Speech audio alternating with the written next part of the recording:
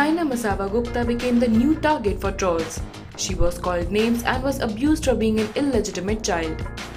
But emerging strong and fearless, Masaba shared a post on her social media account getting back at haters. And now her friend Sonam Kapoor has come to her support. She tweeted, "Love you Masaba, you make us all damn proud." Well, Masaba, you actually made us proud with that post. You go girl. News Desk.